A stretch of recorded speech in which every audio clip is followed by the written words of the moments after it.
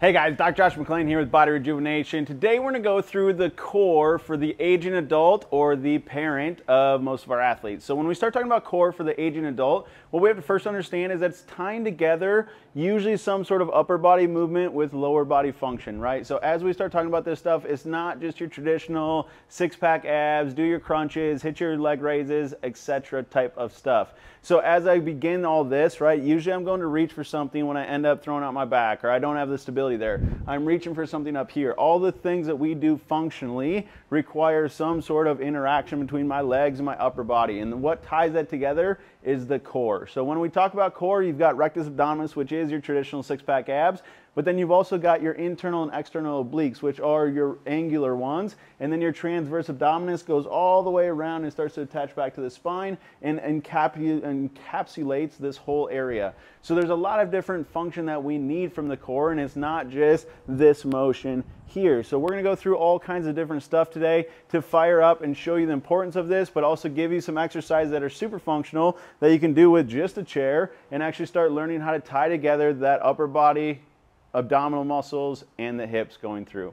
So here we go with the exercise number one. What I want you guys to do is find a chair. All we're going to do is work on a little bit of balance while we're firing up core strength at the same time. So I'm going to stand on one leg on the ground, the other one's going to go up on the chair. Now maintain this good uptight position or upright position with my chest. I'm going to take my opposite arm, I'm going to put it on top of my knee. Now all I'm going to do from this position is I'm going to pick my foot up off the chair and I'm going to push my knee down at the same time. So I'm going to get this cross body push. So I'm going to be here, I'm pushing, my foot's off, I'm pushing down as hard as I can. I'm going to hold it for 5, 4, 3, 2, 1, and then I'm just going to relax for a second. I'm going to release, I'm going to go right back in, hold it again, 5, 4, 3, 2, 1. I want you to do 6 reps one side, switch sides, hit 6 reps the other side.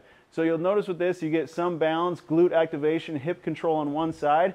I get that cross-body core, and I get the push, with, which is going to create the external obliques from being able to contract there and actually fire up your core as well. So all of that in a standing functional position is huge. You see a lot of people laying down on the ground doing it where I'm pushing the opposite knee.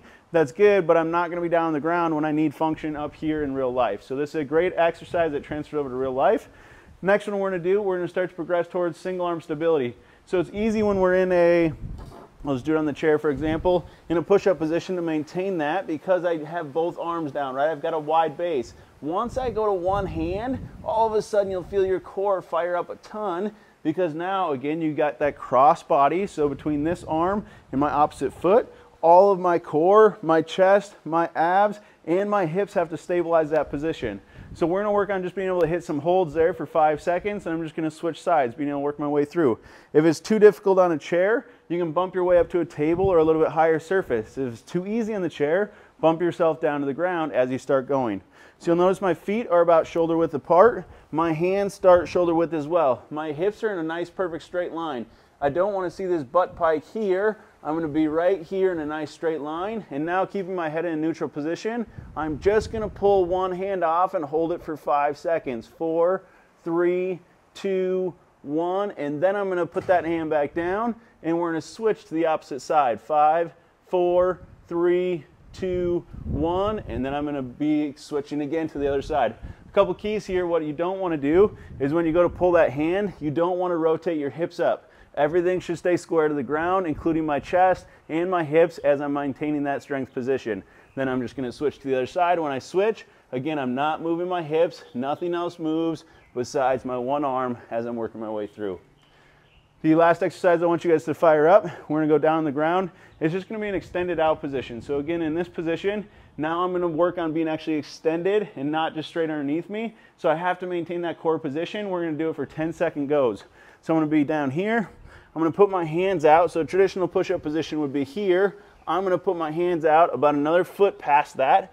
And then we're going to go up. And we're going to hold that straight body again. 10, 9, 8, 7, 6, 5, 4, 3, 2, 1. And then you can take a little relax. Keep your hands in the same place.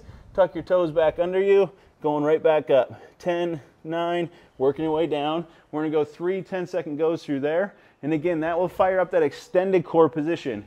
Now with this one, what you shouldn't feel is that your low back is starting to sag. So when I'm extended out, I don't want to see this here. I want to actually tuck that butt under this way so that I'm pulling my belly button up towards my spine and maintaining that neutral spine position, not doing this back sag here.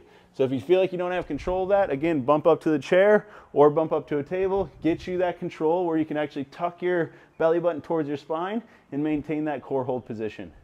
All right, guys, that is the core strengthening for adults and our parents. So have fun, get after it, and level 2 will be coming your way. Later.